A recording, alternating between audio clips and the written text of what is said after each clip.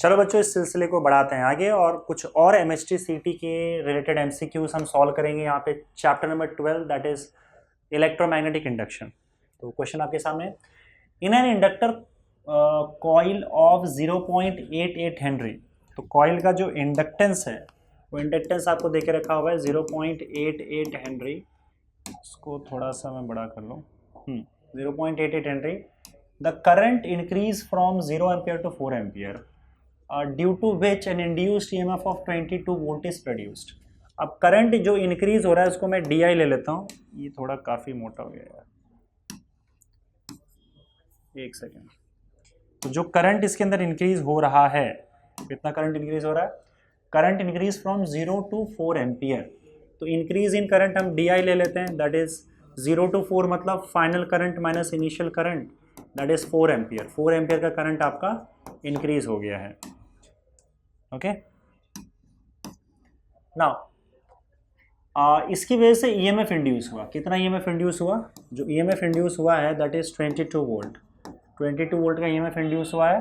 The time during which current increases is, और हमें time पता करना है dt।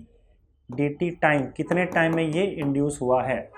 तो देखो आपका इंडक्टर है, इंडक्टर में होता है सेल्फ इंडक्टेंस। सेल्फ इंडक्टेंस की वजह से ईएमएफ इंड्यूस होता है और उस ईएमएफ का फॉर्मूला होता है L di/dt।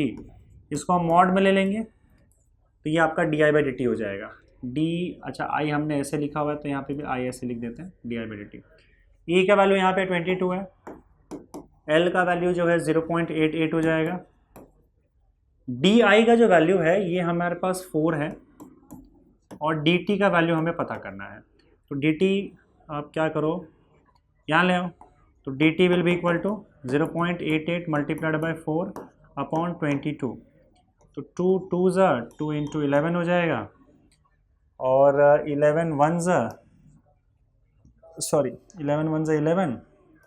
11 0.0 आई थिंक 8 हो जाएगा।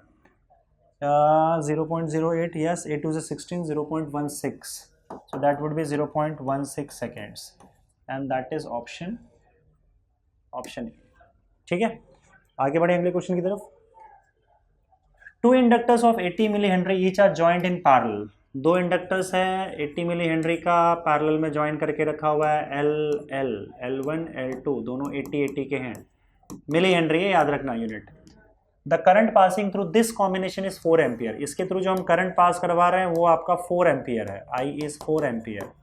तो बताओ यहाँ पे the energy stored in this combination of inductor in joule is, इसमें कितना एनर्जी स्टोर होगा।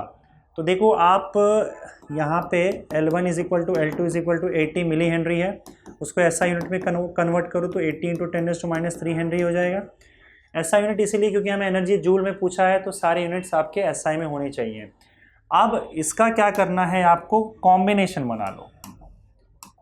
ये जो पूरा पार्ट है आपका, ये दो इंडक्टर है, इस दो इंडक्टर का आप पैरेलल कॉम्बिनेशन बना लो। तो दो इंडक्टर का पैरेलल कॉम्बिनेशन बना के आप मान सकते हो कि अपने पास एक ही इंडक्टर है और उस ए से एक इंडक्टर का जो इंडक्टेंस है वो LP मान लेते हैं पैरेलल कॉम्बिनेशन का, और उसके थ्रू आप करंट जो है ये पूरा 4 एम्पियर भेज रहे हो। समझ रहे हो ना, मतलब इसका जो टोटल इक्विवेलेंट कैपेसिटेंस है वो LP मान लेते हैं और उसके थ्रू हम कितना 4 एम्पियर करंट भेज रहे हैं। तो टोटल कितना एनर्जी स्टोर हुआ है ये हमें पता करना है। तो पहले तो LP ढूंढ लो। तो पैरेलल कॉम्बिनेशन के लिए क्या हो जाएगा, 1/LP is equal to 1/L1 plus 1/L2। ये इक्विवेलेंट इंडक्टेंस का फॉर्मूला है। इनका टोटल इंडक्टेंस ढूंढना है तो इस फॉर्मूले से ढूंढना है हमें। 1/LP is equal to 1/L1 plus 1/L2। तो 1/LP is equal to 1/L1 L2 दोनों का वैल्यू क्या है, 80 इंटू 10⁻³ प्लस 1/80 इंटू 10⁻³। तो ये क्या हो जाएगा आपका 1/LP is equal to 2/80 into 10⁻³। 2 1 ज़ा 2 4 ज़ा 0। तो यहाँ पे देखो LP is equal to 40 into 10⁻³ हो जाएगा हेनरी। और जो एनर्जी स्टोर्ड होता है मैग्नेटिक एनर्जी, उसका फॉर्मूला होता है हाफ LI²। तो हाफ LP इंटू I² हो जाएगा क्योंकि टोटल इंडक्टेंस मिला के LP आ रहा है आपका।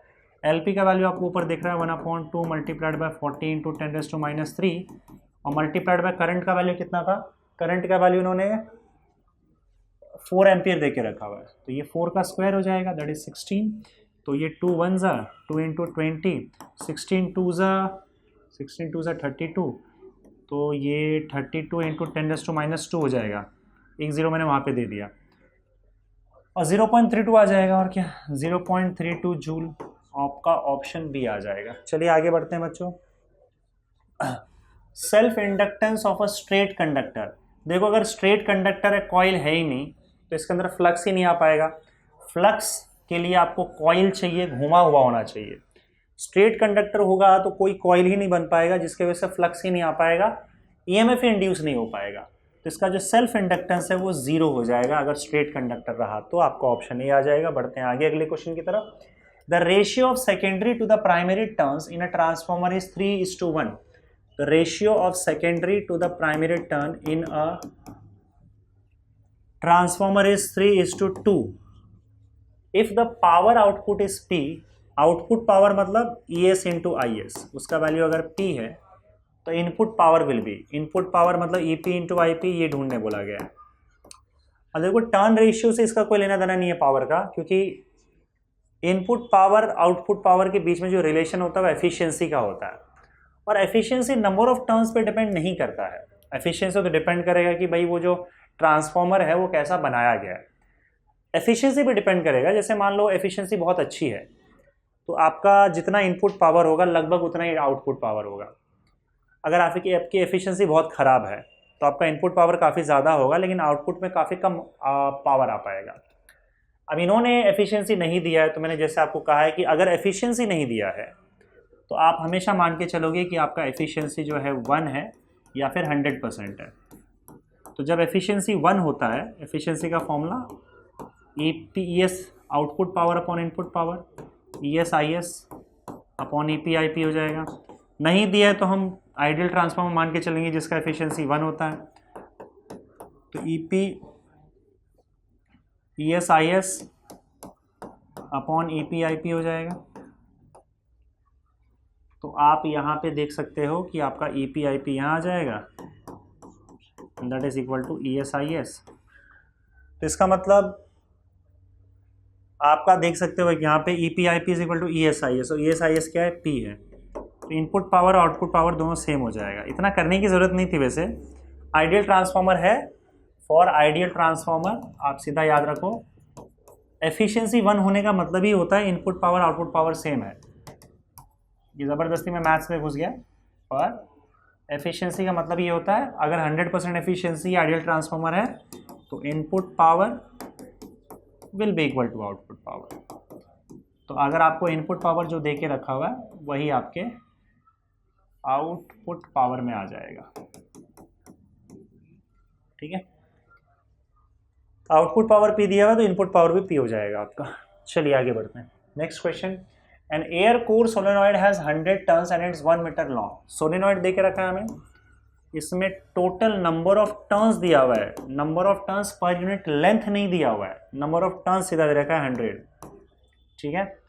हाँ, उसके बाद इसका लेंथ भी दे के रखा है, और लेंथ का वैल्यू कितना दिया हुआ है, 1 metre. Its cross section is 10 centimetre square. तो क्रॉस सेक्शन एरिया जो होगा इसका, ये सर्कुलर एरिया वो 10 सेंटीमीटर स्क्वायर है। सेंटीमीटर को अगर आप मीटर में कन्वर्ट करते हो तो 10⁻² मीटर होता है, पर क्योंकि स्क्वायर कर रहे हो तो 10⁻4 मीटर स्क्वायर हो जाएगा। So that will be equal to 10⁻3 metre square. The self inductance of the coil is, coil का हमें सेल्फ इंडक्टेंस मतलब L ढूंढना है। अब सोलेनॉइड का सेल्फ इंडक्टेंस हमने ढूंढ के रखा है μ0N² L इंटू A। अब यहाँ पे जो आपको दिख रहा है N, वो क्या है, number of turns per unit length. तो उसका स्क्वायर करोगे तो आपको μ0, तो μ0 इंटू N²। अब देखो नीचे L² है, एक L कैंसिल आउट हो जाएगा तो एक L बच जाएगा, तो ये एक फॉर्मूला आ गया। μ0 का वैल्यू उन्होंने देके रखा है, और नहीं भी दिया हुआ तो आपको ये पता होना चाहिए 4π इंटू 10⁻7 होता है, multiplied by number of turns कितना है, 100 है। 100 का स्क्वायर करोगे तो कितना हो जाएगा, 10,000 मल्टीप्लाइड बाय एरिया 10⁻³ है हमारे पास, ये रहा, और इसका लेंथ 1 मीटर दे के रखा हुआ है, ठीक है। बस इसको सॉल्व करना है, यहाँ का 3 0 तो खत्म हो जाएगा, यह 1 0 इसको भी खत्म कर देगा, तो 10⁻6 4 पाई इंटू 10⁻⁻6 मतलब 4 इंटू 3.14 इंटू 10⁻⁻6 हेनरी हो जाएगा, और 12-13 के आसपास आ जाएगा ये। तो यहाँ पे माइक्रो हेनरी में देके रखा हुआ है, पर आई थिंक ये आपका इसको मल्टीप्लाई करोगे तो 12.56 आएगा इंटू 10⁻⁻6 हेनरी। 12.56 माइक्रो हेनरी होना चाहिए, पर माइक्रो यहाँ पे सिर्फ एक ही दिया हुआ है और वो भी 1.256 है, तो ये तो आएगा नहीं। आप एक काम कर सकते हो, 1 डेसिमल और पीछे ले लो। 1 डेसिमल अगर आप पीछे लोगे तो क्या आ जाएगा, इसमें से 10⁻⁻1 मल्टीप्लाई कर दो इसके अंदर, तो 1.256 इंटू 10⁻⁵ हेनरी हो जाएगा, और ये आपका ऑप्शन सी आ जाएगा। ठीक है, चलिए आगे बढ़ते हैं। A coil of wire of radius r, a coil of wire of radius r has 600 turns। तो नंबर ऑफ टर्न्स जो आपका है 600 है, इसका रेडियस आपका r देके रखा हुआ है जिसका वैल्यू तो दिया नहीं है। सेल्फ इंडक्टेंस 108 मिली हेनरी है, तो सेल्फ इंडक्टेंस 108 मिली हेनरी है। 108 मिली हेनरी मतलब 108 इंटू 10⁻³ हेनरी हो जाएगा।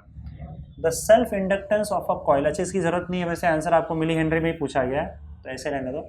The self inductance of a coil with same radius and 500 turns. अच्छा, तो ये N1 है, ये L1 है। सेकेंड कॉइल का नंबर ऑफ टर्न्स जो है वो 500 है, तो उसका आपका इंडक्टेंस क्या होगा ये पूछा गया। तो कॉइल का जो सेल्फ इंडक्टेंस होता है उसका फॉर्मूला क्या होता है, हम देख चुके हैं, μ0n² L इंटू ए। अगर मैं n की बात करूं तो n का वैल्यू अगर आप डाल दोगे यहाँ पे, सेम रेडियस सेम देकर रखा हुआ है, नंबर ऑफ टर्न्स इन्होंने बढ़ा दिया है। Number of turns the self inductance of a coil with same radius and 500 turns, तो इन्होंने लेंथ के बारे में नहीं बोला है ना। A coil of wire of radius r has 600 turns and a self inductance of 108 milli henry. The self inductance of a coil with same radius and 500 turns. अब सेम रेडियस है लेकिन 500 टर्न्स है, नंबर ऑफ टर्न्स उन्होंने बढ़ा दिया, लेकिन अब length के बारे में उन्होंने बोला ही नहीं कि लेंथ चेंज होगा कि नहीं होगा। तो आप एक काम करते हैं, हम अज्यूम करके चलते हैं आपका एरिया तो सेम रहने वाला। एरिया क्यों सेम होगा, क्योंकि रेडियस सेम है। रेडियस सेम है तो एरिया सेम रहेगा। लेकिन अगर हम बात लेंथ की करें और उसने नंबर ऑफ टर्न्स बढ़ाया है, तो एक काम करते हैं, लेंथ को स्ट्रेच कर दें क्या, या लेंथ फिक्स रखें। चलो ठीक है, देखते हैं, काम करते हैं। n इज इक्वल टू, इसमें कन्फ्यूजन रह जाएगा एक्चुअली किस हिसाब से क्वेश्चन पूछा है। क्वेश्चन मेरे हिसाब से कंप्लीट नहीं है। अगर हम इस हिसाब से चलें कि लेंथ सेम है, उसी में अगर नंबर ऑफ टर्न्स बढ़ा दिया है तब अलग बात है, और नहीं तो आपका सपोज करो n जो है वो कांस्टेंट हो जाएगा, लेंथ भी चेंज हो जाएगा। हाँ, एक काम कर सकते हैं, रुको, वॉल्यूम की बात कर लेते हैं। हम ये अज्यूम कर लेते हैं कि जब इसका नंबर ऑफ टर्न्स बढ़ा रहे थे हम लोग, तो हम ये अज्यूम करके चलते कि आपका n कांस्टेंट है। लेकिन ये देखो एक मेयर अजम्पशन है, क्योंकि ऐसा कुछ दिया नहीं है। तो अगर आपको कुछ ना दिया हो तो आप एक काम करो, number of turns per unit length जो है वो कांस्टेंट मान के चल रहा हो। क्योंकि देखो, अगर मान लो आपको नंबर ऑफ टर्न्स बढ़ाना है, ठीक है, तो ऑब्वियस सी बात है जब आप नंबर ऑफ टर्न्स बढ़ाओगे तो लेंथ भी चेंज हो जाएगा। हाँ, अगर उन्होंने बोला है कि लेंथ चेंज नहीं करना है, तब आपको उस कॉइल को है जो स्ट्रेच करना पड़ेगा, नहीं तो कॉम्प्रेस करना पड़ेगा। अब स्ट्रेचिंग और कॉम्प्रेसिंग जो है वो जब तक मेंशन ना करे तब तक आप नहीं बोल पाओगे। इसलिए हम ये अज्यूम करके चलेंगे कि हम स्ट्रेचिंग या कॉम्प्रेसिंग नहीं कर रहे हैं। अगर आप स्ट्रेचिंग या कॉम्प्रेसिंग नहीं करते हो तो जैसे जैसे नंबर ऑफ टर्न्स बढ़ाओगे वैसे वैसे उसका लेंथ भी बढ़ता जाएगा। इसका मतलब ये है कि आपका number of turns per unit length आप n जो है वो कांस्टेंट मान के चल सकते हो। अब इसमें अगर आप देखो तो लेंथ जैसे बढ़ाओगे आप नंबर ऑफ टर्न्स, तो आपका लेंथ और एरिया तो फिक्स है, आपका लेंथ चेंज होता जाएगा, समझे। और लेंथ अगर चेंज होता जा रहा है तो यहाँ पे प्रॉब्लम है कि आपका लेंथ तो यहाँ पे दे के नहीं रखा है इन लोगों ने कि कितना लेंथ चेंज होगा। लेकिन हम एक काम कर सकते हैं, यहाँ पे हम इस बात से इसको पता लगा सकते हैं कि आपका जो लेंथ है ओरिजिनल लेंथ उसमें 600 टर्न्स है। या आप एक काम कर सकते हो, वॉल्यूम यहाँ पे लेके आ सकते हो। जैसे मान लो ये एरिया है और ये लेंथ है, ठीक है, और उस हिसाब से तो वॉल्यूम भी चेंज हो जाएगा। तो आप एक काम करो, इस केस में लेंथ का हम पता लगा सकते हो। स्टार्टिंग में मान लो लेंथ जो है इसका L1 है, यहाँ से लेकर यहाँ तक, और बाद में आपका लेंथ चेंज होकर L2 हो गया, ठीक है, चलिए तो अब एक काम करो, L1 अपॉन L2 या L2 अपॉन L1 निकाल लेते हैं। L2 अपॉन L1 क्या हो जाएगा, mu naught N square L1A upon, या इसको आप एक काम करो इस फॉर्मूले में ढाल लो तो ज़्यादा बेटर होगा। देखो इसका एक और फॉर्मूला बन जाएगा, अगर L के टर्म्स में हम लोग बात करें, नहीं रहने दो चलो, L2 upon L1 is equal to mu naught N square L into A, L1 into A upon mu naught N square L2 into A. तो ये बाकी सब तो कांस्टेंट है, कैंसिल आउट हो जाएगा। तो आपका L2 अपॉन L1 जो है वो आपका, यार इधर L2 आ जाएगा, इधर L1 आ जाएगा, सॉरी L2 अपॉन L1 आ जाएगा लेंथ के टर्म्स में, L2 अपॉन L1। अब देखो क्योंकि हमें पता है कि दोनों का नंबर ऑफ टर्न्स सेम है, नंबर ऑफ टर्न्स क्या होता है, number of turns per unit length same है, तो ये हो जाएगा आपका N1 upon L1 and that will be equal to N2 upon L2, right. N1 इसको इक्वेशन 1 लिख दो, N1 upon L1 will be equal to N2 upon N2, क्योंकि N तो कांस्टेंट रहेगा number of turns per unit length. ये हमें assume करना पड़ेगा कि हम स्ट्रेच या कॉम्प्रेस नहीं कर रहे हैं, तो जैसे नंबर ऑफ टर्न्स बढ़ा रहे हैं वैसे लेंथ भी बढ़ रहा है, जिससे आपका number of turns per unit length n जो है वो कांस्टेंट रहेगा। तो यहाँ से आप देख सकते हो, यहाँ से आप L2 अपॉन L1 का वैल्यू निकाल लो, L2 upon L1 is equal to N2 upon N1, L2 upon L1 is equal to N2 upon N1। So therefore आपका L2 upon L1 is equal to, यहाँ पे N2 अपॉन N1 आ जाएगा, और N2 का value क्या है बताओ आपका, 500 है, N1 का वैल्यू 600 है, तो 500 अपॉन 600 आ जाएगा, 0 0 0 0 के आंसर L2 अपॉन L1 का जो वैल्यू है वो हमको दे के रखा हुआ है, दैट इज 108 108। तो L2 will be equal to 5/6 multiplied by 108, तो ये हो जाएगा 6 1 6 6 1 6 6 8 48 18 5 90 milli henry, 90 milli henry, 90 milli henry, option B आ जाएगा आपका, ठीक, सही। आगे बढ़ते हैं, next question. Two coils P and S have mutual inductance of 5 × 10⁻³ henry. दो कॉइल है, दोनों के बीच का म्यूचुअल इंडक्टेंस देके रखा है आपका 5 × 10⁻³ Henry.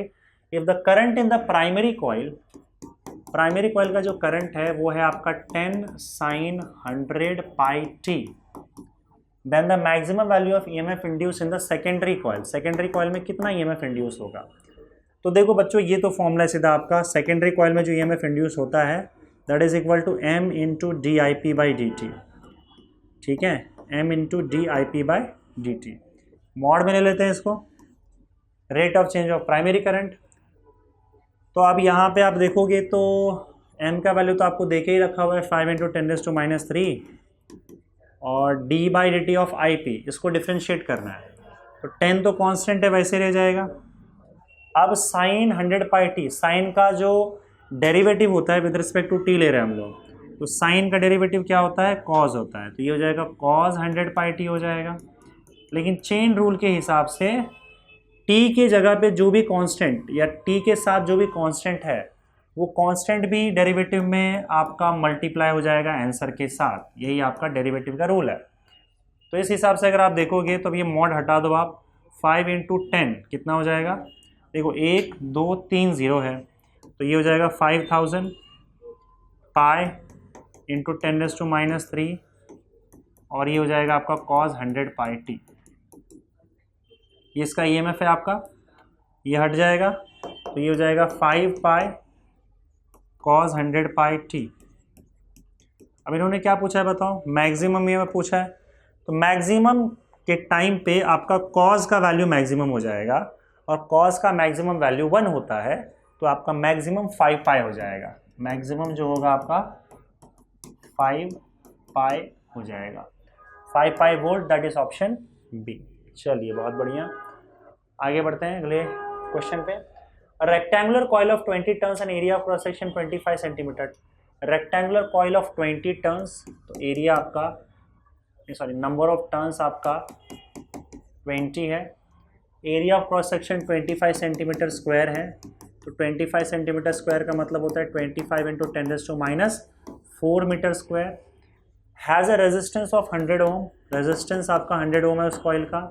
If a magnetic field which is perpendicular to the plane of the coil changes at the rate of, magnetic field change हो रहा है मतलब dB/dt, change in magnetic field upon time, कितना change हो रहा है 1000 tesla per second, change in magnetic field upon time, rate of change of magnetic field आपके पास आ गया यहाँ पे, उसके थ्रू मैग्नेटिक फील्ड चेंज हो रहा है 1000 tesla per second, and the current induce in the coil will be, तो current कितना इंड्यूस होगा कॉइल में। अब देखो ये आपका एक कॉइल है, रेक्टेंगुलर कॉइल है, इसके परपेंडिकुलर आपने मैग्नेटिक फील्ड भेजा है इस तरीके से, और ये मैग्नेटिक फील्ड कंटिन्यूसली चेंज हो रहा है। तो जब ये मैग्नेटिक फील्ड चेंज होगा तो आपका फ्लक्स भी चेंज होगा इसके थ्रू, फ्लक्स चेंज होगा तो इसमें ईएमएफ इंड्यूस हो जाएगा, और ईएमएफ इंड्यूस होगा तो वो करंट इंड्यूस करेगा, वही करंट हमें पता करना है। तो पहले पता कर लो कि ईएमएफ कितना इंड्यूस हो रहा है, हम बाद में देख लेंगे। उसके लिए आपको क्या करना है, देखो यहाँ पे पहले तो ये जो कॉइल है, कॉइल के परपेंडिकुलर आपको एरिया वेक्टर बनाना है, क्योंकि एरिया वेक्टर हमेशा कॉइल का जो एरिया होता है उसके परपेंडिकुलर होता है।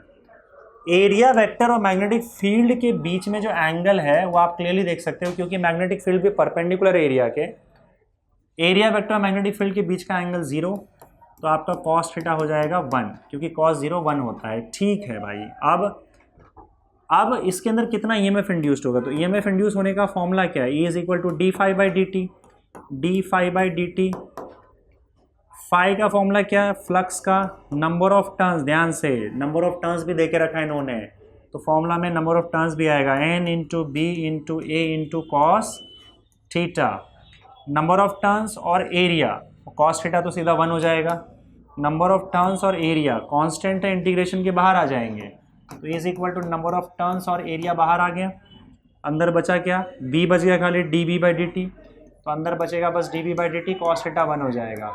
नंबर ऑफ टर्न्स यहाँ पे 20 है, एरिया कितना है बताओ इसका, 25 इंटू 10⁻⁴ है, तो 25 इंटू 10⁻⁴ है, dB/dt क्या हो जाएगा, dB/dt आपका 1000 है, तो ये हो जाएगा आपका 1000, और 1000 में से 3 0 यहाँ पे जाएगा, ये इसको ख़त्म कर देगा, 25 टू से 50 हो जाएगा, 50 एम्पियर दिया है क्या, सॉरी दिस इज़ 50 वोल्ट, ये तो अभी फ़िलहाल हम लोगों ने ईएमएफ निकाला है, देख लो यहाँ पे 25 टू से 50, 1 2 5, हाँ ठीक है।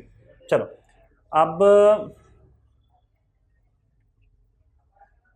ये कॉइल है, इस कॉइल के अंदर जो है आपका, कॉइल के अंदर रेजिस्टेंस भी है, रेजिस्टेंस कितना देके रखा है इन लोगों ने 100 ओम, करंट पूछा है, तो करंट आप ओम्स लॉ यूज़ कर सकते हो, E is equal to I R, तो I is equal to E/R हो जाएगा, E का वैल्यू 50, R का वैल्यू 100, तो ये 0.5 एम्पियर हो जाएगा, so it is 0.5 ampere, that is option B. ठीक है, बढ़ते हैं आगे अगले क्वेश्चन पे। A transformer has 1000 turns on primary winding and 50 turns on secondary winding. Transformer has 1000 turns on primary winding, 1000 turns on primary winding and 50 turns on secondary winding. तो secondary winding जो है उसमें 50 turns है, तो NS50 हो जाएगा। If the transformer is connected to 220 volt and 1 ampere AC source, AC source से connect कर रखा है, source मतलब आपका प्राइमरी, सोर्स मतलब ये आपका प्राइमरी, सोर्स मतलब आपका प्राइमरी की बात हो रही है वो, तो ये जो वो देके रखा हुआ है ये 220 वोल्ट प्राइमरी वोल्टेज है, प्राइमरी कॉइल का वोल्टेज है, और ये प्राइमरी कॉइल का करंट है, यानी कि ईपी आपका 220 वोल्ट है और आपका आईपी वो 1 एम्पियर है। The output current of the transformer is, output current मतलब सेकेंडरी में कितना करंट आ रहा है, IS पूछ के रखा हुआ है। अब यहाँ पे इन्होंने वैसे भी हैज़ 1000 टर्न्स ऑन प्राइमरी, ठीक है, इसमें वैसे भी इन्होंने क्या किया हुआ है, कुछ एफिशिएंसी के बारे में बोला नहीं है।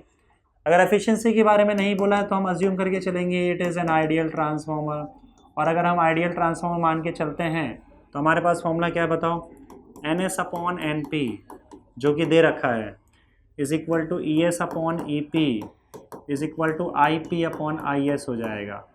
तो आपको EP दे रखा है, आपको ES में, आपको IS चाहिए। वैसे अगर आपको IS चाहिए और यहाँ पे आपको एक्चुअली में IP का वैल्यू दिया है क्या, IP दिया हुआ है, तब तो मिल जाएगा ना, तब क्या दिक्कत है। ये तो सीधा इसकी ज़रूरत भी नहीं पड़ेगी, सीधा देखो NS upon NP is equal to IP upon IS हो जाएगा। NS का वैल्यू 50, NP का वैल्यू आउटपुट ट्रांसफार्मर पूरा तो EVS तो नहीं दिया हुआ है, नहीं दिया हुआ है। एक काम करते हैं, रुको, NS अपॉन NP से आपको ES अपॉन EP, लेकिन ट्रांसफार्मर का एफिशिएंसी तो दिया नहीं है ना, नहीं एफिशिएंसी जब दिया नहीं तब कोई मतलब नहीं बनता। NS का वैल्यू कितना है 50 है, NP का वैल्यू कितना है 1000 है, तो 1000 हो जाएगा, right.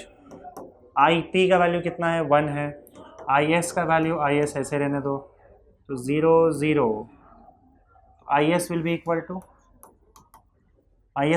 To 100 upon 5 that is equal to 20, फिर तो सीधा आ जाएगा आपका 20 एम्पियर, दैट इज ऑप्शन ए।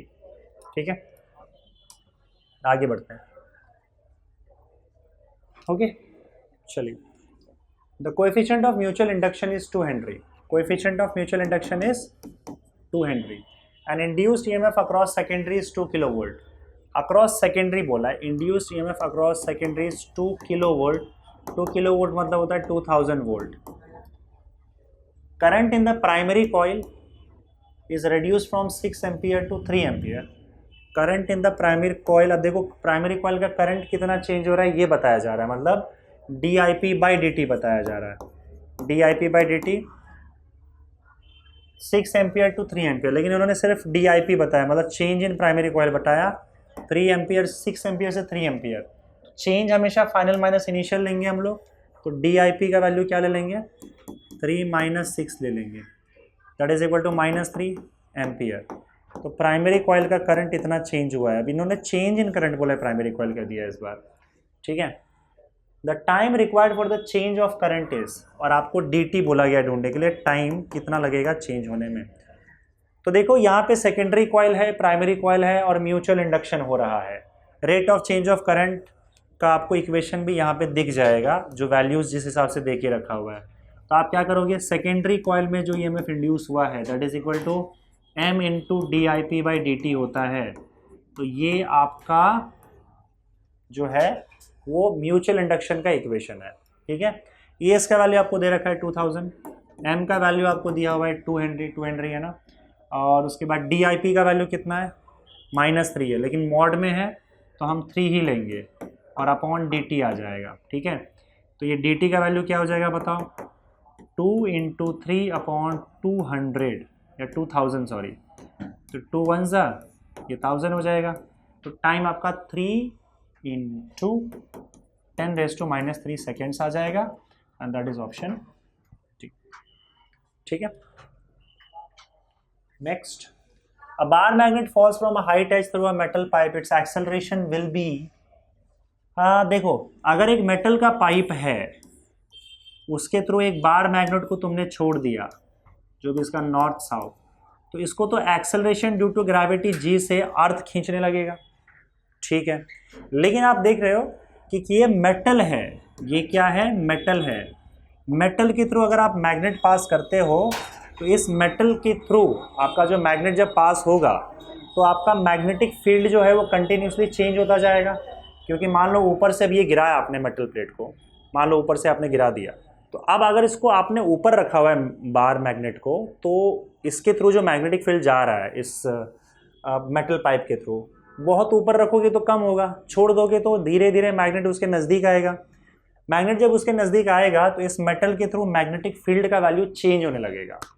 अब देखो ये मेटल का प्लेट जैसा आप मान के चल सकते हो, उसी को मोड़ दिया है तो आपका पाइप बन गया।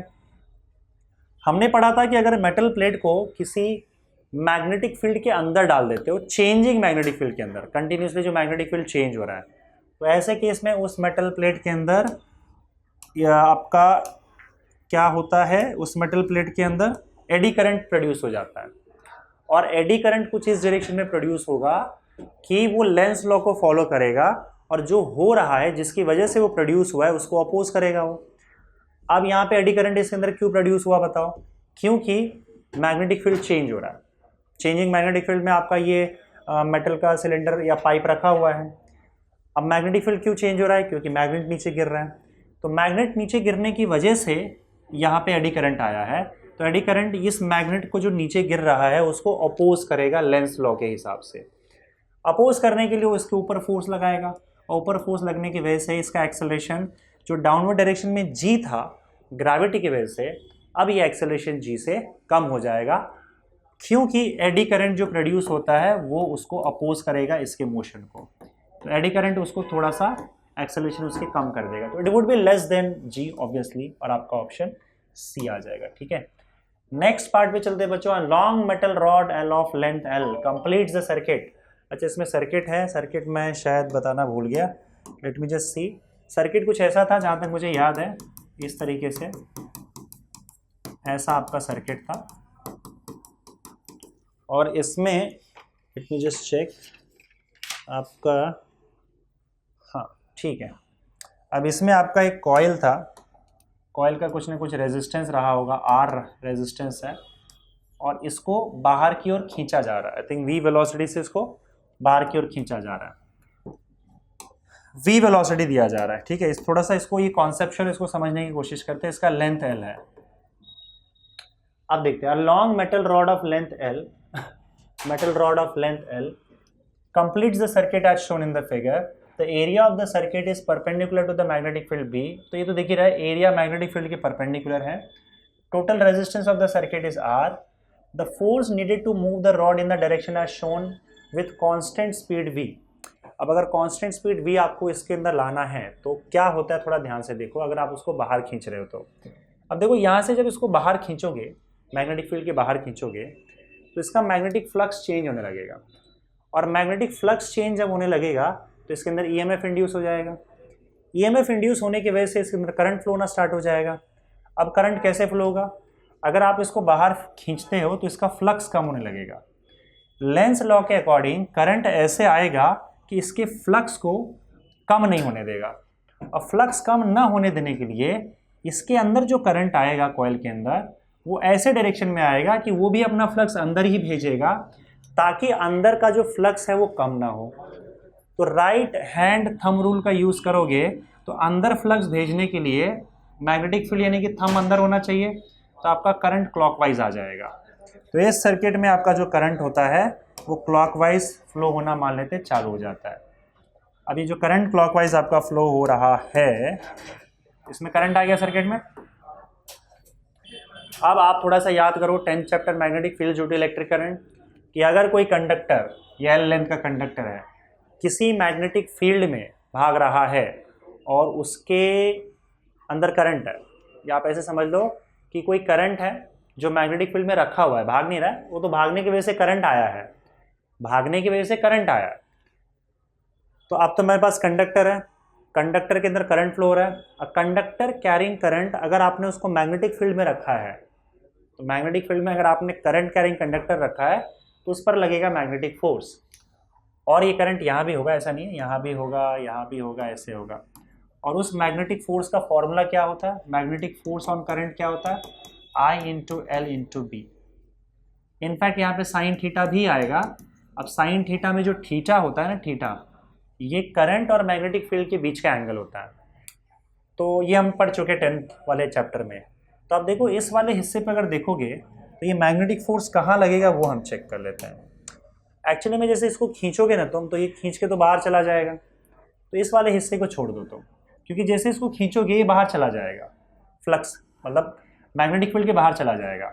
अब ये जैसे ही मैग्नेटिक फील्ड के बाहर गया तो उस पर तो मैग्नेटिक फील्ड फोर्स लगा ही नहीं पाएगा, क्योंकि ये वाला हिस्सा मैग्नेटिक फील्ड के बाहर जा चुका है। लेकिन अगर सपोज करो हम इस वाले हिस्से को देखें, इस वाले हिस्से को देखें, तो ये दोनों तो मैग्नेटिक फील्ड के अंदर ही है, और ये भी मैग्नेटिक फील्ड के अंदर है। अब देखो इसमें अगर आप देखोगे तो राइट हैंड थंब रूल का यूज़ करके, अगर मैं राइट हैंड थंब रूल का यूज़ करूँगा तो मैग्नेटिक, देखो आई एल भी साइन थीटा होता है, वेक्टर फॉर्म में यही आपका आई एल क्रॉस बी हो जाता है, L cross B, L cross B. L हमेशा करंट के डायरेक्शन में होता है, तो ऊपर देखो करंट का डायरेक्शन एल कहाँ है, आगे की ओर है, बी कहाँ है, अंदर की ओर है। तो एल क्रॉस बी करोगे तो ये ऊपर जाएगा, मतलब इस पर फोर्स ऊपर की ओर लगेगा, L cross B. Exactly same force current ने आपने डायरेक्शन उल्टा कर दिया तो नीचे लगेगा, एल क्रॉस बी से चेक कर सकते हो आप इसको। ये दोनों फोर्सेस एक दूसरे को कैंसिल आउट कर देंगे, क्योंकि इक्वल एंड ऑपोजिट है, सब कुछ तो सेम ही है ना, मैग्नेटिक फील्ड, लेंथ, करंट सब सेम है। ये तो मैग्नेटिक फील्ड के बाहर ही चला जाएगा, इस पर कोई फोर्स नहीं लगेगा। बचा हुआ ये वाला हिस्सा, इसमें करंट कहाँ जा रहा है बताओ, ऊपर। तो आपका एल का डायरेक्शन ऊपर गया, बी अंदर की ओर है, तो एल क्रॉस बी, देख रहे हो ना, एल अंदर की ओर क्रॉस बी इधर आ जाएगा। इस वाले हिस्से पर पीछे फोर्स लगता है, एफ। समझे? और ये फोर्स का फॉर्मूला क्या होगा बताओ, इसको मैं F1 ले लेता हूं तो ज्यादा सही रहेगा, F1। तो ये फोर्स क्या लगेगा आपका, फोर्स F1। उसका फॉर्मूला क्या है, I into L into B. इतना फोर्स इस पे लग रहा है। अब ये फोर्स क्या करेगा, इस कॉइल के वेलोसिटी को स्लो करने लगेगा। पर हम क्या चाहते हैं कि भाई ये कांस्टेंट वेलोसिटी से, कांस्टेंट स्पीड से आगे बढ़े। तो इसको अगर आप चाहते हो कि कांस्टेंट स्पीड से आगे बढ़े, तो इस फोर्स को आपको कैंसिल आउट करना पड़ेगा ताकि इसकी वेलोसिटी कम ना हो। इस फोर्स को कैंसिल आउट करने के लिए आपको बाहर से एक एक्सटर्नल फोर्स लगाना पड़ेगा, और वही एक्सटर्नल फोर्स का वैल्यू पूछा गया है, the force needed to move the rod in the direction as shown with constant speed. तो ये जो एक्सटर्नल फोर्स है, ऑब्वियस सी बात है, इंटरनल फोर्स, ये जो अंदर की फोर्स लग रहा है F1 के इक्वल होना चाहिए, that is I into L into B. अब I क्या होगा बताओ, I is equal to E upon R हो जाएगा। तो जो भी इंड्यूस्ड ईएमएफ है, E is equal to I R होता है ना, तो I इज इक्वल टू क्या हो जाएगा, E बाय आर हो जाएगा। तो बस I is equal to E by R into L into B. अब EMF का वैल्यू क्या होगा, तो EMF का वैल्यू कितना होगा बताओ, आप ही बता दो। इसके दो तरीके हैं आपको सॉल्व करने के। आप बस एक काम करो, ये जो लेंथ L दिख रहा है ना आपको, इसका ही अगर आप EMF निकाल लोगे, उसका करंट निकाल लोगे, तो वही करंट सेम फ्लो करेगा। तो आप मुझे बताओ, थोड़ा सा आप भूल जाओ कि ये वाला पार्ट भी इसके अंदर अटैच्ड है, साइड कर दो इसको। L लेंथ का कंडक्टर मैग्नेटिक फील्ड B में भागे जा रहा है, मोशनल EMF। L लेंथ का कंडक्टर मैग्नेटिक फील्ड में भागे जा रहा है, तो उसमें मोशनल EMF कितना इंड्यूस होता है, याद करो, BLV। यही फॉर्मूला था ना हमारा, BLV। अच्छा, यहाँ पे लेंथ L दे रखा है, तो यहाँ पे कैपिटल L आ जाएगा। जो मोशनल EMF होता है वो आपका क्या होता है, BLV। तो जो EMF इंड्यूस हुआ है, E की जगह पे हम क्या लिख सकते हैं, BLV into L into B upon R. तो ये क्या हो जाएगा बताओ, B square L square B by R, B square L square B by R, option A. ठीक है, चलिए, तो ये लास्ट क्वेश्चन, उसके बाद सॉरी लास्ट क्वेश्चन नहीं, क्वेश्चन अभी बहुत सारे हैं, I am extremely sorry. 8-10 question और बचे हुए हैं, देखते हैं अगला क्वेश्चन क्या है हमारा। If L, N and D are length, number of turns and diameter of solenoid respectively, mu naught is permeability of free space, which of the following relation is not correct? अच्छा, कौन सा relation correct नहीं है, तो यार L का formula है ना हमारे पास, mu naught N square L into A. ठीक है, तो ठीक है, mu naught N square L. अब देखो, एरिया जो होता है वो सर्कुलर एरिया होता है सोलेनॉइड का, तो एरिया का दो फॉर्मूला होता है, सर्कल के एरिया का दो फॉर्मूला होता है, एक तो पाई आर स्क्वायर होता है या फिर पाई डी स्क्वायर बाय 4 होता है। तो आप क्या करोगे, ये डी यहाँ पे लिख के रखा हुआ है तो हम डी ही लेंगे, तो ये पाई डी स्क्वायर बाय 4 कर लो। तब आपका देखो, एल जो है वो म्यू नॉट के प्रोपोर्शनल है, एल जो है वो एन स्क्वायर के भी प्रोपोर्शनल है, और एल जो है वो डी स्क्वायर के भी प्रोपोर्शनल है। तो ये तीन चीज़ तो सही है आपका। इन्होंने कौन सा करेक्ट नहीं है पूछा गया है, तो ये वाला करेक्ट नहीं है, तो यही हमारा आंसर हो जाएगा। Very simple. ठीक है, चलिए आगे बढ़ते हैं। A coil wound uniformly has self inductance 2 × 10⁻⁴ Henry and resistance 8 ओम। तो आपका जो कॉइल है उसका सेल्फ इंडक्टेंस आपको देके रखा है 2 × 10⁻⁴ हेनरी, और इसका रेजिस्टेंस भी है, उसके रेजिस्टेंस का वैल्यू 8 ओम है। The coil is broken into 2 identical parts, the 2 parts are then connected in parallel across 12-volt battery of negligible internal resistance. The current through battery at steady state is, अरे बाप रे बाप। अच्छा, इसको 2 part में तोड़ दिया गया। सेल्फ इंडक्टेंस का लेंथ से कोई लेना देना है क्या, वो चेक कर लेते हैं। जो आपका सेल्फ इंडक्टेंस होता है कॉइल का, उसका फॉर्मूला क्या होता है, mu naught N square L into A. आप देखोगे कि नंबर ऑफ टर्न्स तो जो है आपका नंबर ऑफ टर्न्स तो फिक्स होगा, number of turns per unit length change नहीं होगा, क्योंकि आपकी वाइंडिंग का आपने इसको कॉम्प्रेस, देखो number of turns per unit length change तभी होगा जब आप या तो उस कॉइल को या तो स्ट्रेच कर दोगे या कॉम्प्रेस कर दोगे, तब टर्न्स नज़दीक आ जाएंगे या दूर चले जाएंगे। अगर आप ऐसा नहीं कर रहे हो तो number of turns per unit length constant रहने वाला है। तो आप देख सकते हो यहाँ पे कि आपका जो L है इट इज एरिया को आपने कुछ नहीं किया, बस आपने उसको कट किया ना दो आइडेंटिकल पार्ट्स में, तो आपका जो इंडक्टेंस है it is directly proportional to length.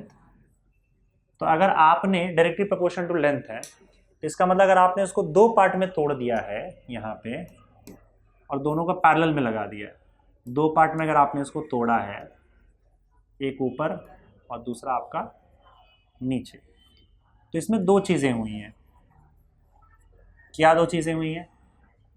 और उसके बाद आपको करंट थ्रू द बैटरी भी बोला गया है ना, इन स्टेडी स्टेट बोला गया है। चलो ठीक है, वो तो बाद में देख लेंगे हम लोग। तो पहले तो इन दोनों का इंडक्टेंस कम हो गया, इंडक्टेंस आधा आधा हो जाएगा, तो यहाँ पे आपका L/2 और यहाँ पे आपका L/2। अच्छा, साथ ही साथ याद रखना है रेजिस्टेंस भी था इनके पास, तो आपने क्या किया, रेजिस्टेंस भी आधा आधा कर दिया। 8 ओम का रेजिस्टेंस जो होता है वो भी डायरेक्टली प्रोपोर्शनल टू लेंथ होता है, L प्रोपोर्शनल टू L, तो रेजिस्टेंस भी डायरेक्टली प्रोपोर्शनल टू लेंथ होता है, तो रेजिस्टेंस भी आधा आधा हो गया। तो अब इसके साथ जो रेजिस्टेंस कनेक्टेड था, मान लो इसके साथ रेजिस्टेंस था, वो आपका R था 8 ओम, तो 4 ओम हो गया। अब यहाँ पे जो R था, L का वैल्यू L था, और यहाँ पे जो आपका R था वो 8 ओम था, तो L/2 हो गया, और ये आपका 4 ओम हो गया और ये 4 ओम हो गया। ठीक है, ये रहा।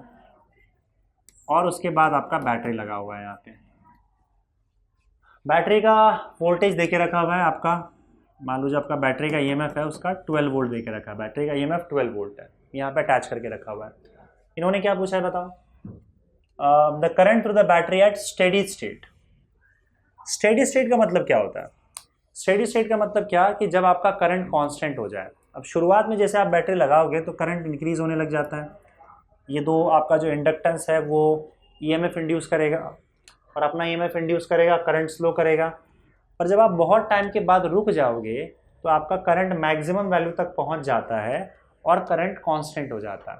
अब सुनो, करंट अगर कांस्टेंट हो गया, मैक्सिमम वैल्यू तक पहुंच गया, वो करंट अगर कांस्टेंट हो गया, तो कांस्टेंट होने के बाद करंट चेंज नहीं होगा तो कॉइल का फ्लक्स भी चेंज नहीं होगा, फ्लक्स चेंज नहीं होगा तो EMF भी इंड्यूस नहीं होगा। इसका मतलब आपका ये जो कॉइल है वो नॉर्मल वायर की तरह काम करेगा, उसके थ्रू करंट जाएगा, पर क्योंकि करंट चेंज नहीं हो रहा है तो EMF भी इंड्यूस नहीं होगा। EMF इंड्यूस नहीं होगा तो इसका कोई सेल्फ इंडक्शन भी नहीं होगा, वो तो तभी होता है ना जब करंट चेंज होता है। पर मैक्सिमम वैल्यू जाने के बाद जब करंट कांस्टेंट हो जाए तो ये इंडक्टर और नॉर्मल वायर एक जैसा काम करते हैं, तो इसका मतलब आपका जो ये वाला पार्ट हो जाएगा वो स्ट्रेट वायर हो जाएगा, बस रेजिस्टेंस रह जाएगा आपका 4 ओम का, 4 ओम का, और बाद में इसके थ्रू आपका करंट आ ही जाएगा। और बाकी आपका तो बैटरी तो है ही यहाँ पे, तो आप इंडक्टेंस को स्ट्रेट वायर से रिप्लेस कर सकते हो। वैसे इसकी भी ज़रूरत नहीं थी कि इसका इंडक्टेंस कम होगा कि ज़्यादा होगा, क्योंकि वैसे भी वो स्ट्रेट वायर ही बनने वाला था। अब 4 ओम पैरेलल में है, तो पैरेलल कॉम्बिनेशन में आप रेजिस्टेंस कैसे निकालते हो, टोटल रेजिस्टेंस निकाल लो, तो टोटल रेजिस्टेंस आपका क्या हो जाएगा, कैसे निकाल दो पैरेलल कॉम्बिनेशन में, 1/RP is equal to 1/R1 plus 1/R2, तो 1/RP is equal to 1/4 plus 1/4, ये 2/4 यानी कि 1/2 हो जाएगा। 1/RP is equal to 1/2, 1/RP is equal to 1/2, तो आपका RP 2 ओम हो जाएगा। मतलब आपका जो टोटल रेजिस्टेंस है ये वो आपका 2 ओम हो गया, ठीक है।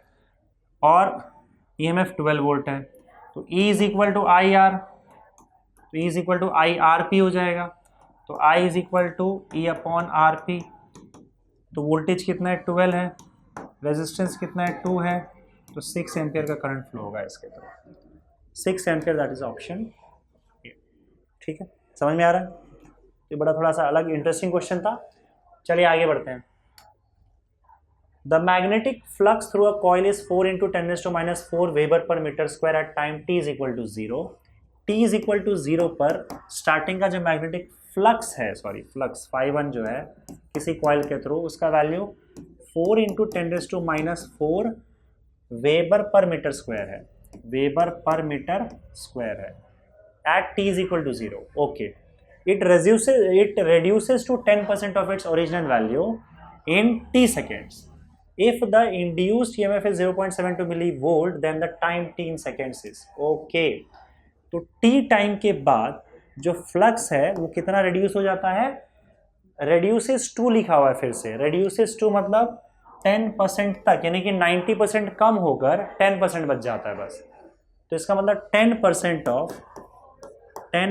ऑफ φ1 हो जाएगा, φ2 जो है इट इज 10% ऑफ φ1, 10% ऑफ φ1 मतलब 10/100 मल्टीप्लाइड बाय 4 × 10⁻⁴। तो ये गया और ये हो जाएगा आपका 0.4 × 10⁻⁴ वेबर हो जाएगा। ये आपका φ2 हो गया। अब आपको करना क्या बताओ, EMF इंड्यूस कितना है, जो EMF इंड्यूस हुआ है वो 0.72 मिली वोल्ट हुआ है, तो ये मिली वोल्ट हो जाएगा। तो 0.72 मल्टीप्लाइड बाय 10⁻³ वोल्ट, ये आपका EMF आ गया। चलो बहुत बढ़िया। हमें पता ये करना है कि कितने टाइम में हुआ है, तो आपके पास फॉर्मूला है E is equal to d∅dt, E is equal to φ2 minus φ1 upon t। E का value 0.72 × 10⁻³ 0.72 × 10⁻³ is equal to φ2 is 0.4 into 10⁻⁴ हम कॉमन ले लेंगे, ठीक है, और φ1 इज 4 × 10⁻⁴, तो 0.4 माइनस 4, ठीक है, इंटू 10⁻³ अपॉन टाइम t ले लेते हैं, ये टाइम t हम लोग को ढूंढना है। तो 0.7372 10⁻³ 10⁻³ दोनों तरफ से कैंसिल आउट हो जाएगा, इज इक्वल टू 0.4 माइनस 4 कितना हो जाएगा, it would B minus I think 3.6 या 3.6 डिवाइडेड बाई t। अब मॉड में लिया है तो ये पॉजिटिव हो जाएगा, तो 0.72 is equal to 3.6 divided by t, तो t का वैल्यू आपका 0.72 अपॉन 3.6। तो आप ऊपर नीचे का 10 से मल्टीप्लाई करोगे तो ये हो जाएगा 0.2 आ जाएगा, कैलकुलेट कर लेना, 0.2 0.25 दिख रहा है यहाँ पे, 0.25 नहीं आ रहा है, 36 2 से 72 होता है ना,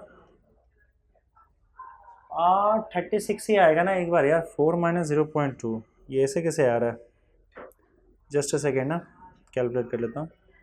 0.4 माइनस 4 माइनस 3.6 बराबर है, और 0.72 डिवाइडेड बाय 3.6, 0.2 आंसर आ रहा है, 0.25 क्यों आएगा, it has to be 0.2 seconds. मेरे हिसाब से तो यही है 0.2 सेकेंड्स, पर ये 0.25 देख रखा है। लेट मी जस्ट कंफर्म, ये क्वेश्चन नंबर आपका 55 है, इसका आंसर इन्होंने क्या कैलकुलेट किया चेक कर लेता हूँ। 142 0.5 आ रहा है, ये कैसे हो रहा है भाई, 0.5 कैसे आ गया, अच्छा ये ऊपर नीचे हो गया क्या, अरे यार कैलकुलेशन एरर है बच्चों, कैलकुलेशन एरर है। ये t यहाँ आ जाएगा और 0.72 नीचे चला जाएगा, तो t is equal to 3.6 divided by 0.72। Okay ऐसा है क्या, तो ये आपका क्या आ जाएगा, ऊपर नीचे नहीं, एक काम करो, इधर 10 से मल्टीप्लाई करो, ऊपर 10 से मल्टीप्लाई करो, तो ये हो जाएगा 1/2, और अगर 10 से यहाँ मल्टीप्लाई कर दो 10 से, तो फिर तो 5 आ जाएगा, 5 भी नहीं है, 0.5 है क्या, कहाँ गड़बड़ कर रहा हूँ मैं यार, अच्छा ओके सब फालतू का कैलकुलेशन कर दिया, 10⁻⁴ है यहाँ पे, शिट, तो 10⁻1 यहाँ पे बच जाएगा, 10⁻1 बच जाएगा यहाँ पे, अरे यार 10⁻³ था, 10⁻4 था, मैंने 10⁻³ ले लिया था, phi2 माइनस phi1 करोगे तो phi2 में 10⁻⁴ है, phi1 में भी 10⁻⁴ है, तो phi2 माइनस phi1 10⁻⁴ आएगा। अब सही हो जाएगा। अब आपका देखो t यहाँ आ जाएगा, 0.72 यहाँ पे भेज दो और यहाँ पे 10⁻⁻1 भी कर दो, तो बराबर आपका यहाँ पे 1/2 आ जाएगा, and that is equal to 0.5। Calculation error था बच्चा, और कुछ नहीं। कैलकुलेशन में गड़बड़ करेंगे तो गड़बड़ तो होने वाला ही है, वेरी सिंपल। चलो आगे बढ़ते हैं। In step down transformer the ratio of output power to input power is 80%, यानी कि एफिशिएंसी आपको देके रखा हुआ है 80%।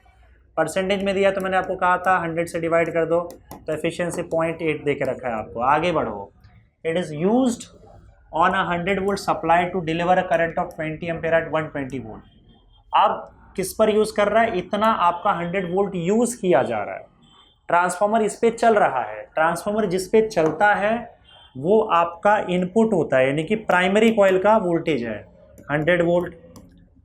टू डिलीवर मतलब आउटपुट में ये 20 एम्पियर दे रहा है 120 वोल्ट पे, तो 20 वोल्ट आपका सेकेंडरी हो जाएगा। आउटपुट है ना 20 एम्पियर और सेकेंडरी वोल्टेज जो है वो आपका 120 वोल्ट है, ठीक है। To the secondary coil the current drawn from the supply, just a second, supply मतलब आपका इनपुट। सप्लाई वर्ड जहां कहीं भी सुनोगे it is simply input. The current drawn from the supply that is input. IP का value आपको पूछा गया है। चलो एफिशिएंसी का फॉर्मूला लगा दोगे तो चल जाएगा क्या, नंबर ऑफ टर्न्स तो दिया नहीं आपको, एफिशिएंसी का ही फॉर्मूला लगाना पड़ेगा। Output power ESIS upon input power EP into IP, simple है। एफिशिएंसी का फॉर्मूला क्या है 0.8।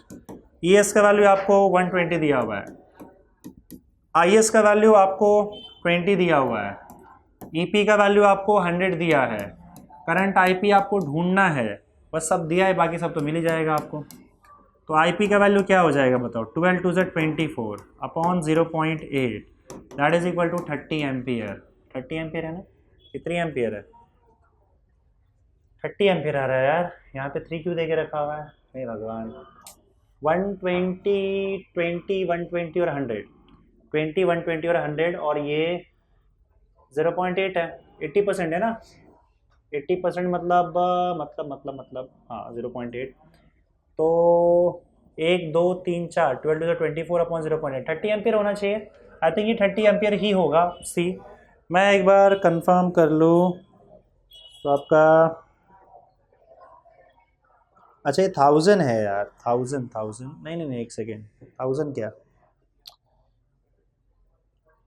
800I is equal to 2400, 3 ampere आ रहा है, किसे 3 एम्पियर आ रहा है। क्वेश्चन वापस जाते हैं, पढ़ते हैं। 143 80% है, 1000 वोल्ट सप्लाई है, यही तो गड़बड़ है भाई, यहाँ पे 1000 वोल्ट सप्लाई है, क्वेश्चन में है थोड़ा सा गड़बड़। आप इसके हिसाब से आंसर निकालो, क्या प्रॉब्लम है। मैं इसी को चेंज कर देता हूँ, 30 एम्पियर कर देता हूँ, जो भी है देख लो आप, या इसको आप 1000 वोल्ट करोगे, अगर आप इसको 1000 वोल्ट कर रहे हो तो ये 1000 आ जाएगा, एक जीरो आपका एक्स्ट्रा बढ़ जाएगा यहाँ पे, तो एक ही जीरो कैंसिल आउट होगा, तो यहाँ पे ये 8 हो जाएगा, जब यहाँ मल्टीप्लाई होगा तो 8 हो जाएगा। क्वेश्चन के टाइपिंग में गड़बड़ था और कुछ नहीं, तो 24/8 आपका 3 एम्पियर, ये 100 के बजाय 1000 वोल्ट है और कुछ नहीं, तो यहाँ पे भी 1000 वोल्ट डाल दो आउटपुट, ठीक है। आगे बढ़े। Next question, a coil of self inductance L is placed in external magnetic field, no current flows in the coil, the total magnetic flux linked with the coil is phi, the magnetic field energy stored in the coil is, no current flows in the coil, तो हो सकता है starting वाली बात बोल रहे हो, एक कॉइल है उसको किसी एक्सटर्नल मैग्नेटिक फील्ड में रखा हुआ है, तो मान लो आपका ये एक्सटर्नल मैग्नेटिक फील्ड है, इसके अंदर इसको रखा हुआ है, ठीक है। अब इस मैग्नेटिक फील्ड में आपका जो करंट है, करंट कैसे आ जाएगा, फ्लक्स फ्लक्स फ्लक्स फ्लक्स, चलो देखते हैं। तो आप इसको ऐसा अज्यूम कर सकते हो कि ये किसी बाहर जो दूसरा सोलेनॉइड है उस सोलेनॉइड के अंदर रखा हुआ है, क्योंकि अब इसमें इसके अंदर कोई करंट नहीं है, तो उसके अंदर कोई करंट नहीं है, तो इसके अंदर करंट के थ्रू हम वो फॉर्मूला यूज़ नहीं कर पाएंगे। हाँ, पर ये जरूर है कि बाहर कोई कॉइल रखा होगा जिसके अंदर कोई करंट आई होगा, उसकी वजह से ये ब्लू वाला मैग्नेटिक फील्ड आ रहा है, उस मैग्नेटिक फील्ड के अंदर ये आपका कॉइल रखा होगा जो उन्होंने बोल के रखा है। तो आपका मैग्नेटिक एनर्जी स्टोर जो होगा वो क्या होगा बताओ। इस कॉइल की बात कर लेते हैं, इसमें कोई करंट नहीं है, तो मैग्नेटिक एनर्जी जो है ये वाला वो बड़े वाले कॉइल का होगा। तो मैग्नेटिक एनर्जी का जो फॉर्मूला होता है हाफ Li² होता है। ठीक है। और एक और चीज, आपका इसके थ्रू जो फ्लक्स होगा, ये जो छोटा वाला आपको कॉइल दिख रहा है, इसके थ्रू जो भी फ्लक्स आएगा, उस फ्लक्स का फॉर्मूला phi = L × I होता है। phi = L × I, self inductance into जो भी करंट है उस कॉइल के। पर इसमें उन्होंने बोला करंट कॉइल के थ्रू नहीं जा रहा है, इसमें घपला लग रहा है मुझे। No current flows through coil वाला थोड़ा सा क्वेश्चन क्लियर नहीं हो रहा है, क्योंकि बाहर के मैग्नेटिक फ्लक्स को अगर आप चेंज करोगे तो ईएमएफ इंड्यूस होगा, और करंट उसके थ्रू फ्लो होगा तो उसका अपना मैग्नेटिक फील्ड आ जाएगा। ठीक है, तो एक काम करते हैं, यही वाला आपका आ जाएगा। ये म्यूचुअल इंडक्टेंस के हम इंडक्शन की तरह देख सकते हैं, और इन्होंने, लेकिन यहाँ पे तो सेल्फ इंडक्शन की बात हो रही है। सेल्फ इंडक्शन इसका आएगा तो इसके अंदर का करंट होना चाहिए। phi = Li। सेल्फ इंडक्शन में एक ही कॉइल में सब कुछ होता है। अब एक कॉइल में करंट फ्लो नहीं होगा तो कैसे चलेगा, बाहर के एक्सटर्नल फील्ड में रखा हुआ है, क्योंकि म्यूचुअल इंडक्शन का केस हो गया। मेरे को लगता नहीं, कुछ तो गड़बड़ है इसमें। ठीक है, देखते हैं इस हिसाब से क्वेश्चन सॉल्व कर लेते हैं हम लोग, या फिर बड़े वाला ही कॉइल ही लेते हैं जिसका मैग्नेटिक फील्ड आ रहा है। पर मेरे हिसाब से कुछ तो घपला है इसके अंदर। आंसर तो इस तरीके से आ जाएगा, लेकिन no current flows in the coil का लॉजिक नहीं समझ में आया मुझे। चलो ठीक है, देखो आई का वैल्यू अगर 5/L आएगा, इसके अंदर आप डाल दोगे तो आपका मैग्नेटिक एनर्जी क्या आ जाएगा, हाफ L phi² / L², और ये आपका phi² / 2L आ जाएगा। आंसर तो आ गया आपका phi² / 2L। और मेरे हिसाब से ये कॉइल के अंदर करंट होगा तो ही ऐसा होगा। ये जो हमने बनाया है, बाहर का एक्सटर्नल फील्ड डाल के रखा हुआ है, इसका सेंस थोड़ा नहीं लग रहा है, क्योंकि ईएमएफ भी इंड्यूस तो होगा ही, और फ्लक्स जो होता है वो करंट पे डिपेंड करता है। लेकिन नहीं, ठीक है, चलेगा मेरे हिसाब से। देखो आप ऐसा कर सकते हो, ये कॉइल है और सेल्फ इंडक्टेंस कॉइल का है ना, वही प्रॉब्लम है, थोड़ा सा गड़बड़ लग रहा है, समझे। ठीक है, देखो अब आंसर है इसमें लाया है, तो इस हिसाब से आंसर तो यही आ जाएगा। इसी तरीके से आप सॉल्व कर लेना अगर आया तो, लेकिन थोड़ा सा मुझे क्वेश्चन में डाउट लग रहा है इसके, और कुछ नहीं। ठीक है, चलिए आगे बढ़ते हैं। Next question, 2 planar concentric rings of metal wire having radii R1 and R2 with R1 greater than R2। तो ये रिंग है, इसका रेडियस R1 है, दूसरा रिंग है, इसका रेडियस R2 है, और ये कॉन्सेंट्रिक मतलब दोनों का सेंटर सेम है, और ये एक ही प्लेन में रखा हुआ है, कोप्लेनर है। 2 कोप्लेनर होगा एक्चुअली, प्लेनर रिंग्स ठीक है, चलेगा। The current I is flowing through the coil of larger radius, इसके अंदर करंट आई फ्लो हो रहा है। The mutual inductance between the coils is given by. देखो भाई, इस तरह का कोई भी क्वेश्चन अगर आया इसमें 2 कॉइल्स रखे हो, अब देखो ये कॉइल रेक्टेंगुलर भी हो सकता है, सर्कुलर भी हो सकता है, और आई थिंक रेक्टेंगुलर वाला शायद आपको नहीं आए क्योंकि वो आपके सिलेबस में नहीं है, लेकिन हो सकता है क्या पता वो सीईटी में दे दे। I am not very much sure about it, क्योंकि वो जेडब्ल्यू के क्वेश्चन कुछ एक आध उठा के दे रहे हैं, पर क्योंकि आपके थियरी पार्ट में नहीं है तो आप उसको रहने ही दो। एक आध क्वेश्चन आता है तो अब क्या कर सकते हैं, अगर वो बाहर का देते तो हम क्या कर लेंगे। लेकिन सर्कुलर कॉइल वाला ये वाला जो केस है ये आ सकता है, आया हुआ भी है, क्योंकि ये वाला आपके सिलेबस में है, तो सिलेबस में जो है वो कर लो भाई अच्छे से। तो ऐसे में पूरा आप जेडब्ल्यू का सिलेबस तो नहीं कर पाओगे, कोई सेंस नहीं बनता है। लेकिन यस, ये जो आपके बुक में, टेक्स्ट बुक के सिलेबस में, वो तो आपको करना ही है।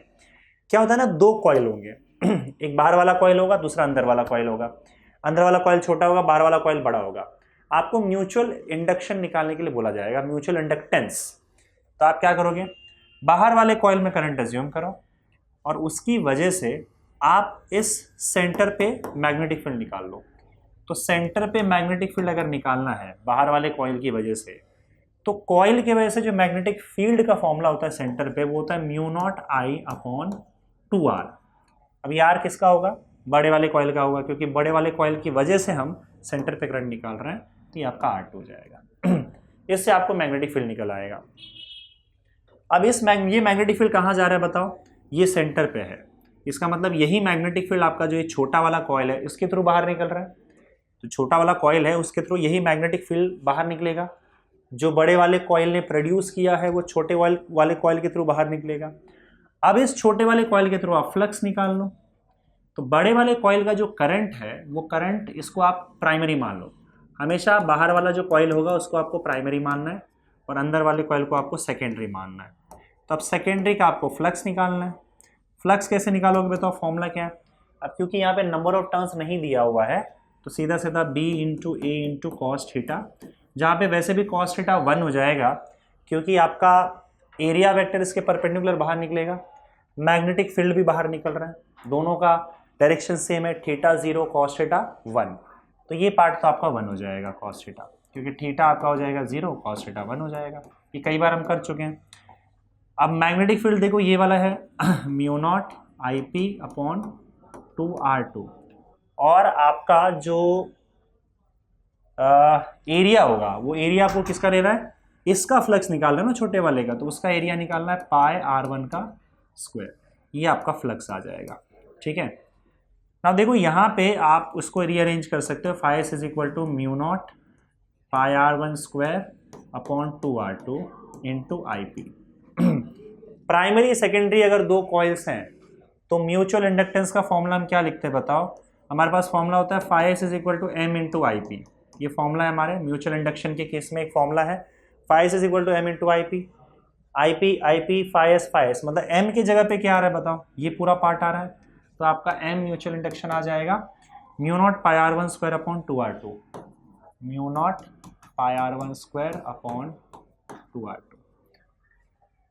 तो mu naught pi r1 square upon 2r2 आपका ऑप्शन बी आ जाएगा। इस तरीके से इन सारे क्वेश्चंस को आपको सॉल्व करना है। ठीक है, two solenoids A and B of equal number of turns बोला गया है, तो आपका n1 जो है वो n2 के इक्वल हो जाएगा दोनों सोलेनॉइड का। Have their lengths and radii in the same ratio 1:2। इसका मतलब L1 अपॉन L2 ये भी 1/2 है, रेडियस R1 अपॉन R2 ये भी 1/2 है। The ratio of self induction of A to that of B, let's say उसको L1 upon L2 ले लेते हैं, तो L1 upon L2 का फॉर्मूला क्या होगा बताओ? पहले L का फॉर्मूला देख लेते हैं। L का फॉर्मूला होता है mu naught N square L into A, और यहाँ पे नंबर ऑफ टर्न्स की बात की गई तो इसको नंबर ऑफ टर्न्स के टर्म्स में कन्वर्ट करते हैं, तो n होता है number of turns per unit length, उसका स्क्वायर हो जाएगा L इंटू ए हो जाएगा, तो ये हो जाएगा आपका mu naught N square upon L square into L into A, एक एल कैंसिल आउट हो जाएगा, तो आपका एल का फॉर्मूला बना म्यू नॉट एन स्क्वायर ए अपॉन एल। वैसे यह फॉर्मूला आप डायरेक्टली भी याद रख सकते हो, कैपिटल एन के टर्म्स में mu naught N square A by L और स्मॉल एन के टर्म्स में mu naught N square L into A. ठीक है, चलो अब यहाँ से क्लियरली दिख रहा है आपका कि यहाँ पे दो चीज़ों की बात हो रही है, एक तो लेंथ और दूसरा रेडियस की बात हो रही है। तो अब आप यहाँ पे ये भी देख लो कि म्यू नॉट एन स्क्वायर और ये ए जो हो जाएगा वो पाई आर स्क्वायर होगा अपॉन एल। इसका मतलब आपका जो एल है it is directly proportional to N square R square, L is directly proportional to N square R square, यही ना? यही है, नहीं सॉरी, आपका एन तो दोनों के लिए सेम है, तो एन अगर दोनों के लिए सेम है तो एन तो कांस्टेंट हो जाएगा, एन कांस्टेंट हो जाएगा। लेंथ दोनों का अलग अलग है और रेडियस दोनों का अलग अलग है, तो आपका एल जो है वो आर स्क्वायर के डायरेक्टली प्रोपोर्शनल है और एल के इनवर्सली प्रोपोर्शनल है, तो आर स्क्वायर बाय एल हो जाएगा। तो इसका मतलब क्या, L1 upon L2 is equal to R1 square upon L1 divided by R2 square upon L2। तो L1 अपॉन L2 क्या हो जाएगा बताओ? L2 ऊपर चला जाएगा, तो L2 upon L1 R1 square upon R2 square, R1 square upon R2 square. तो L2 अपॉन L1 कर दो, L1 अपॉन L2 1/2 है, तो L2 अपॉन L1 क्या हो जाएगा? 2/1 हो जाएगा, multiplied by R1 square upon R2 square, R1 upon R2 1/2 है, तो ये क्या हो जाएगा बताओ? 1/2 का स्क्वायर हो जाएगा। तो L1 upon L2 is equal to 1/2 multiplied by 2/1 multiplied by 1/2 multiplied by 1/2, 1/2 का स्क्वायर है यहाँ पे, तो 2 और 2 हो जाएगा कैंसिल, 1/2 आ जाएगा। L1 अपॉन L2 जो है आपका 1/2 आ गया, दैट्स योर आंसर। ओके, चलिए आगे बढ़ते हैं, just a second. Next question,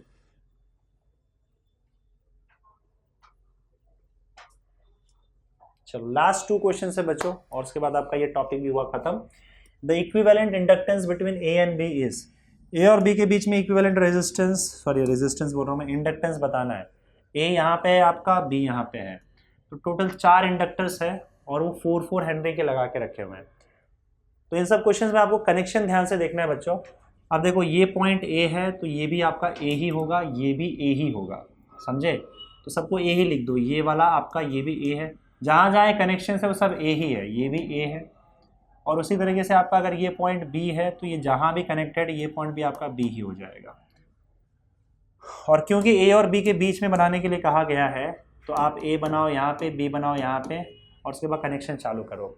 तो ये 4 हेनरी ए और बी के बीच में कनेक्टेड है, तो ये 4 हेनरी आपका ए और बी के बीच में कनेक्टेड होगा। तो ये हो गया।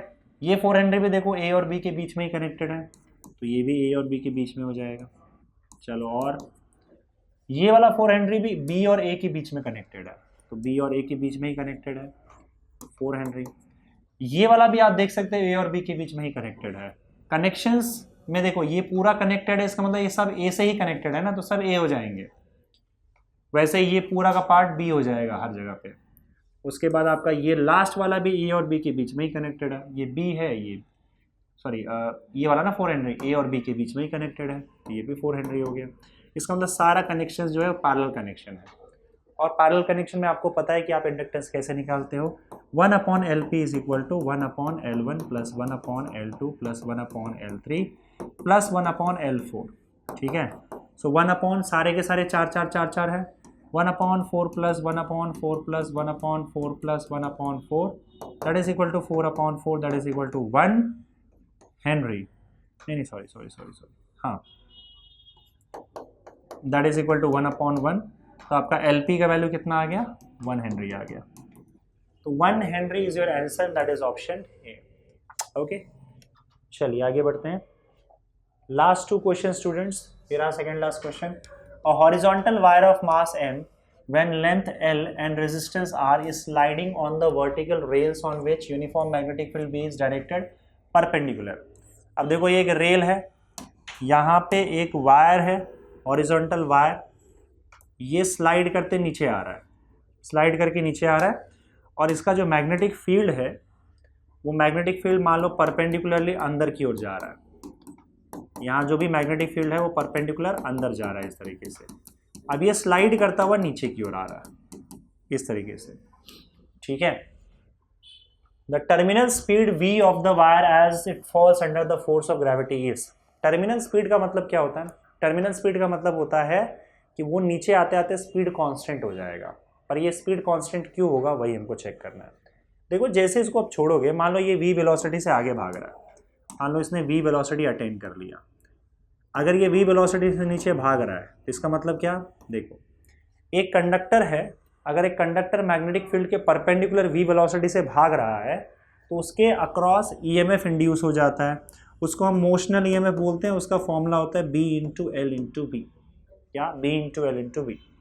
तो इतना EMF इसके अक्रॉस जनरेट हो गया।